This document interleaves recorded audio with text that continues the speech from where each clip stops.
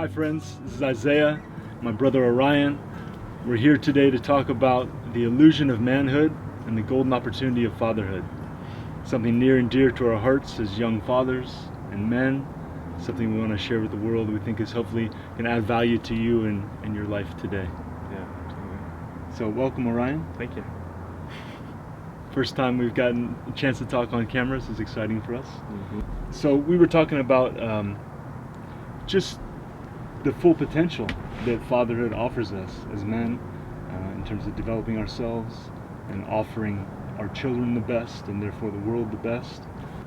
We live in a society where the illusion is that this machismo or these roles that we need to maintain as men Mm-hmm. is a falsehood, Mm-hmm. and that the opportunity is here for us in fathering to fully develop ourselves. Mm-hmm. And so I thought maybe we'd start there. Yeah. Kind of preface it, one point that I was thinking about that I heard at a leadership conference a couple months ago from an author named John C. Maxwell. And he was talking about his life and how he went about really what steps he took to become a leader and really what being a leader is. And as a father, obviously, being a leader is an important role that you take on. And his synopsis of that was basically that as a leader, really what you're looking to do is find ways to add value to people's lives. And that's really all there is to it. And so what better place to start than with your own family, with your own children? I think really the best way to provide value to your family's lives is just to be present and take on those roles that may or may not be quote unquote manly, but provide value to your partner and provide value to your kids by just being there as a father. Mm-hmm. When baby's screaming at you in the middle of the night, you can't use rational thought, you can't communicate, you can't buy your way out, you can't do anything except be present. Yeah. And that cultivates something inside of us, like you said, patience, Mm-hmm. an ability to love and be compassionate, Yeah. that nothing else can really do in the same way. Yeah, a lot of times, as a dad, when you're holding your child and they're crying, and it's easy to take that in a way such that you feel, am I not doing this well enough, or is there something that I'm not doing for you, and maybe that's the reason you're crying. But I think that the majority of the time, or maybe all of the time, it's really your baby is living in the moment, and he or she is expressing how they feel. And what you can do to add value to your child's life is just to be there with them and say, hey, I understand that this is a tough moment that you're going through at 1:45 a.m. I wish that you had scheduled this a little earlier, but here we are now, and and I empathize with you. Yeah. So I'm just going to hold you and I'm going to rock you, and we can cry it out together. Yeah. Or however you want to go about that. Like you said, there's a huge opportunity in fathering in so many different ways. One of the most obvious ones is the self-development that happens through that process. Yeah. Whether it's that or a successful moment of them, like first time they tell you they love you, or Yeah, they kiss you back, or there's a glance, or the subtlety of interaction is just like, wow, it's all worth it. Yeah. All those 1:45 nights are just like in that moment resolved because of this recognition that happens. Right. Sometimes when you have a crying baby, there are ways, and certain babies would react to something like an electronic swing or maybe a vacuum near the crib, and it'll settle them down and they fall asleep. And not that there's anything wrong with that, but if you take the opportunity to look at the situation like, this is a challenge. It's a challenge because I don't want to get out of bed. It's a challenge because it's cold. It's a challenge because I have to deal with a crying baby. But recognizing that situation and realizing that there's all these facets of a challenge that are presented to you, you can take that opportunity, dive deep into it, and then experience growth on the flip side, because you expand your capacity for patience, you expand your capacity even just for love.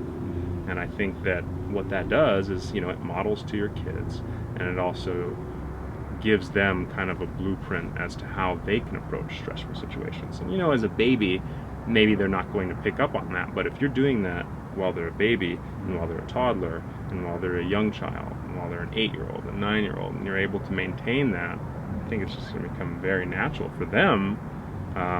Crisis resolution is going to be a breeze. And I think that's a perfect example of how you can add value to your kids' lives. Perfect. Yeah, And so your own. there's self-development Mm-hmm. of developing love and patience and compassion, for example. and then there's all those things that they benefit from. One of which, like you said, is about trust. Yeah. Right, developing a trust in them and themselves, and their ability to feel cared for and connected with, and trusting that the world's going to provide that as well. And if we're the generators of experience, ultimately, and how we feel is then reflected back to us in general throughout the world in all interactions in our life, then, if we have a deep level of trust that we get developed through that interaction as a young child, then guess what the world's going to bring back to us, Yeah. It's going to start to provide trusting situations and loving situations where we get to, get reinforced in that way. And if we're challenged and it doesn't show up, then we still have enough of that inside of ourselves to keep regenerating, rejuvenating through those experiences and grow nonetheless. Yeah, I mean, I think every time when you look at those challenges, it's just an opportunity, regardless of the outcome. It's always going to be a positive. It's always going to be something that develops you. And this is an interesting subject for me because, I've been on a path of developing myself, and it's almost like it's highly important, obviously, to take care of yourself, develop your ability to self-love so that you can love other people, and there's a variety of different benefits that come out of that. But this is something, that's kind of new to me too. Because now it's like I'm taking an opportunity to develop myself almost solely for the fact of helping the people around me. So it's like the next step. Right? Love that, right? When you start to realize that what you thought was, your self-developmental process is actually, it's really for everyone else. Yeah. If you're giving from an empty place, then it's going to tax you. Yeah. But if you fill yourself up first and you know that that's your primary focus, and then it's all about giving. It's all about what you can offer. Right. Which I think is a great definition of manhood, is that how much can you offer? Yeah. I do too. I think that, we have this idea of a man, and that idea is changing. I think the world is changing as a whole very rapidly right now. But, even today, 10 years ago, 20 years ago, 30 years ago, there were certain things and roles that men just didn't really partake in. And what I find in my own life is that by partaking in those roles that are quote unquote not manly, it just gives me more tools to provide value to myself and to provide value to my loved ones. So, I think it's, the another idea polar opposite, where the thing you thought was not manly is what right ultimately contributes to your ability to be a man, right, more than anything else. My definition of a man. Right. Yeah. Right. And the one that most of us, when we're on our deathbed, that's what we're going to register with. It's like, how well could I love those around me? Right. How present could I be? Did I show up, or did I do things or live a lifestyle that I regret now? Yeah. I like the idea of just taking the advice of the millions of people that have been in that situation, and time again, you hear people that are passing on, and really their only concern is, how much love did I give to the people that I care about? What's my impact going to be on the people that I've touched?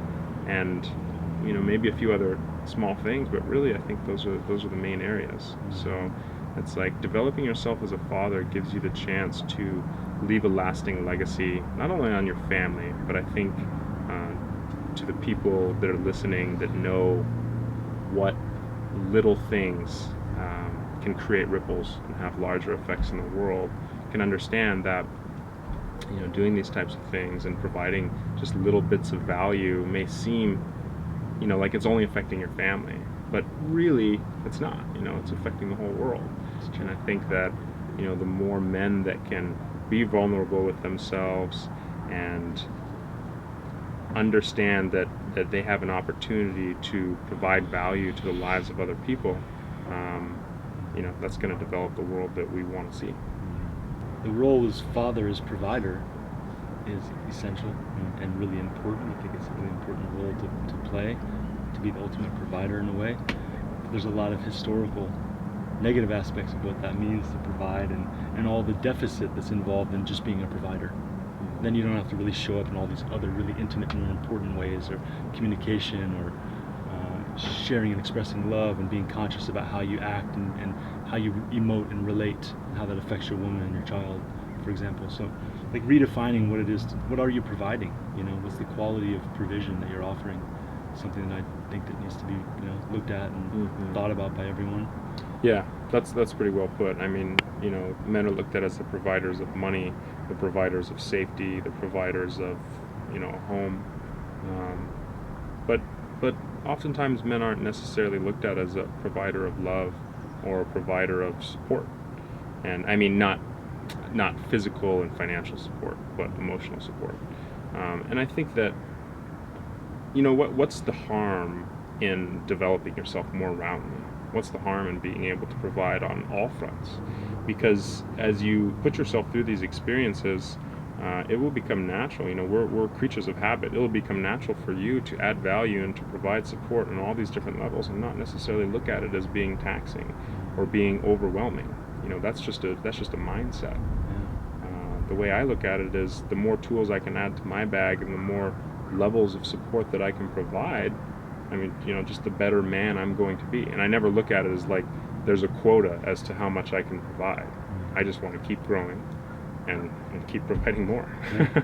And I think that's really the focus that I think a lot of men would do well to take on as their mindset as well. Yeah.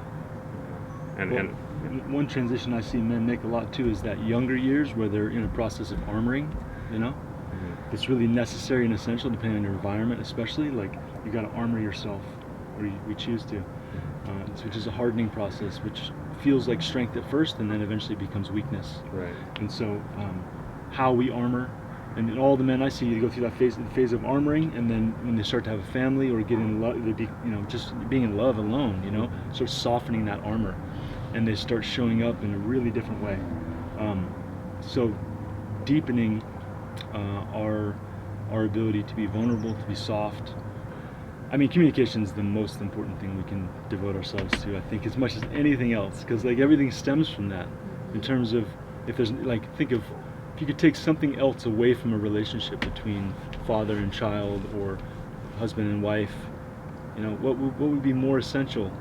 That if you take away the communication, there's nothing ultimately. You have great sex for a while, and then what? You have, you make a bunch of money, then what? Like, that's the connecting point in a way that makes it all come to life. It seems like that's the fertilizer. That's the water. Yeah, absolutely.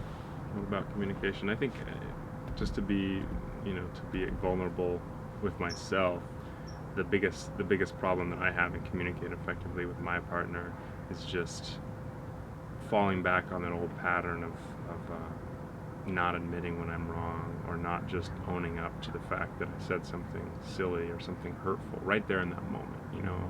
Kind of move around the side of the subject. Well, I have an excuse, or well, you did say that. Well, you did say this, and so I said this, and I think that's my next step is looking at those opportunities when it's like I may not even really fully realize or buy into the idea that I said something that was hurtful, but it doesn't really matter because your partner over here who you care about has that perception. So if anything, just diving into the topic and figuring out what about what you said was hurtful, or just owning up to it in that moment and saying, what, that was dumb of me, and I regret that, and I'm sorry. I can't tell you. I come from a southern state where I got to see a lot of relationships that were basically born out of a birth. A child was born, a marriage was created, and therefore two people were put in the same house, and they just kind of toughed it out. And I can't tell you how many times I saw a guy say something that was rude, or a woman say something that was catty to her husband, and there was just no backing down. Both of them were very, very self-righteous, and you could tell that they had never really taken the time to be vulnerable. So when you're able to see that and kind of live in a community where that's commonplace, you can see why there's so much value in being vulnerable with your partner, admitting when you're wrong, and understanding that as a team, really what you're trying to do is just reach the same goal together. And it's not about who's right, it's not about whose ideas are better, it's about back to that same thing. How can I provide value? If you have an opinion and your partner doesn't see it that way, but you know that there's value in your opinion, how can you bridge the gap and bring them up to a level of understanding that you're at without hurting their feelings and without making them feel like you're being, what's the word? Condescending. Yeah. Exactly. Or acquiescing in a weak way where you're not being, strong in your boundaries as well. Yeah. The whole combination. It's a fine art, Guilty of communication. And I'm working on it all the time too. I know that it's, but the either I learn how to do that, you learn how to do that, or we end up at 60 years old sitting at the dinner table out at dinner, silent. Like you see those couples just sitting there silent, not a word to say to each other, because they've been in the process of being stale for so long, where the communication's not flowing, and so they're just going through the motions, and that's hell. Yeah. And I don't want to do that. Yeah, I do. And I have models. I've seen a lot of models, obviously in society, but even family, in different ways of not being emotionally available, and I'm just learning how to do that. I just want to devote myself to more and more depth in an emotional way, communication way, because I know that that's the water. I know that that's, what turns on a woman more than that, anyways. Men think that well, you think it's you going to the gym, like, okay, cool, you look like Gladiator, that's awesome. Right. Trust me, a lot of women think that's sexy, but then what? Yeah, after 2 weeks, your biceps aren't gonna get any sexual reactions. Sometimes, like this beautiful model woman with this guy, you're like, what a mismatch, right? But he's probably really good at being himself. Yeah. And therefore very attractive to her. Absolutely. He's funny, he's connected, he's being himself. And there's a bunch of guys fronting over here that she has no interest in, no matter how good they look. Right. She's been there and done that. Yeah, literally. She knows better. One thing that I wanted to mention too on that note is that I think that there's examples in this world and all over the universe that there's no single component that doesn't interact with other components. So right now we're talking about communication, open communication, loving communication, and one can't simply adhere to the mindset that they're going to do that and disregard all the other inputs and aspects of their life. And really more specifically is the aspect of physical development and the aspect of nutrition. I don't think that you can really engage in loving dialogue, adding value to your family's life, looking at challenges and opportunities when your body is constantly in a state of inflammation or a state of repair, a state of sleeplessness. So many people get, I sleep 4 hours a night and I do fine. Well, maybe, but science says otherwise. And I think that if those people were to take the opportunity to clean up their diets and to open their bodies and to, feel what it's like to give your body the right inputs so that your mind can work, your brain can work on its fullest level, you're never really going to get to this point. I'm not saying that I'm at this point, but I'm saying that I've done this long enough to know that if I do well with my own physical development, whether it's with myself or with my partner, preferably with my partner, and I do well with my bodily inputs, I'm making sure that I'm hydrated, I'm making sure that I'm eating a lot of food that are nutrient dense, it's a lot easier to look at challenges as opportunities, because your mind's in a place where it can accept that readily. You can make that a habit, but if you have to climb a wall every time because your body's in a state of dysfunction, how can you make that a habit? I mean, they say more than 70% of all our issues, emotionally, physically, whatever, are biochemical in nature. Yeah. So when that biochemistry is balanced, your bandwidth is increased. You got a wide bandwidth, you can deal with emotional communication, physical stress, right? You have emotional fitness and physical fitness, and you have the bandwidth to deal with whatever comes your way.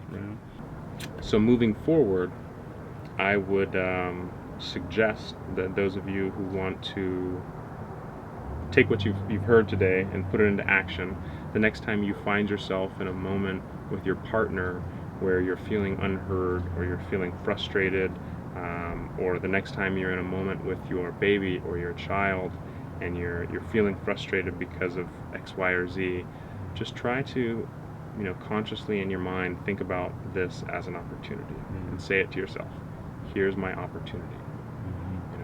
And then go about it that way. Try that a few times, test it out, see how it feels.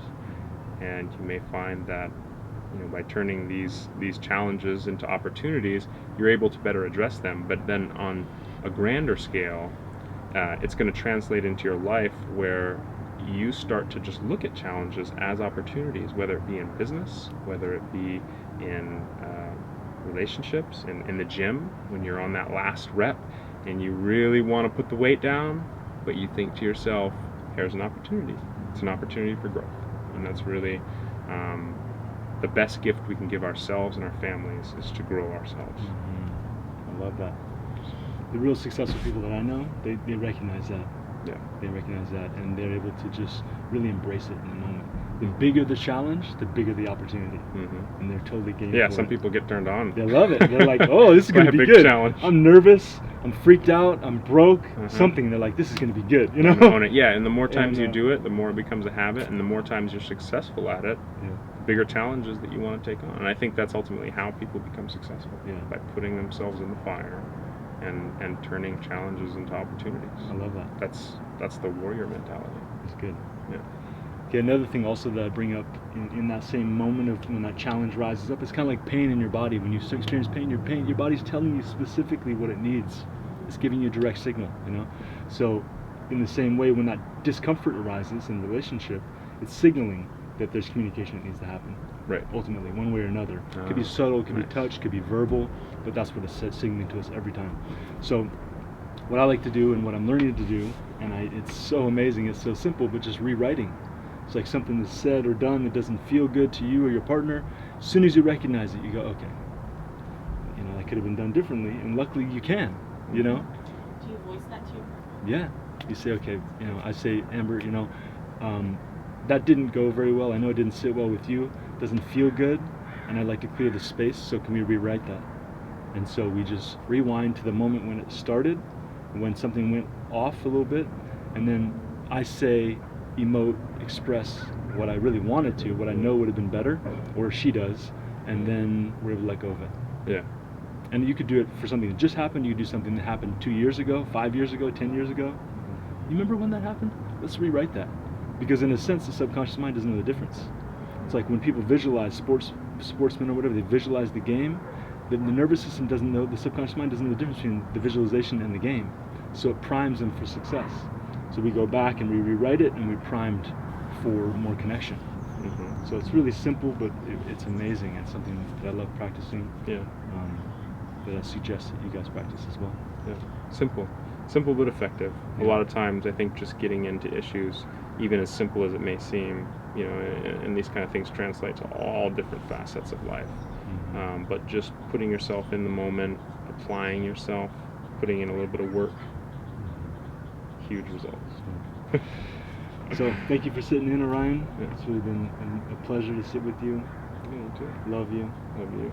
I'm proud of you for the fathering, you know, that you offer, for the man that you are. And so that's when we start talking about ideas, what we're going to talk about today, I was like, oh, we got on this, and I'm like, we got to talk about this. Because this is so juicy and so real for you and your life and my life. Yeah. And it's something that's, I don't know, if I look at the average video out there in the world, this isn't what they're talking about. You know, and it's what needs to be talked about a lot more.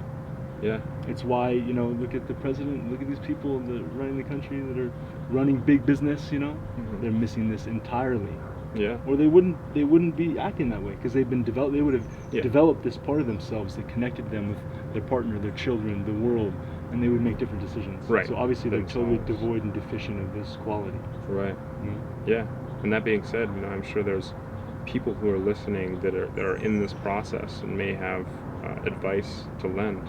You know, please do so, because we would appreciate that too. Nice. I love it. And it builds this awareness that we're talking about builds qualitative experience. It builds better intimacy, better fathering skills, better partnering, you know, better business relationship, ability to have rapport with people. You know, is about your self-development. That's why it's a multi-billion-dollar industry. You know, and so every person that has a family or a partner out there, it's a perfect training ground. Every single moment is an opportunity to develop yourself in ways that spreads to the world. Thank you guys for tuning in. Yeah, thank you.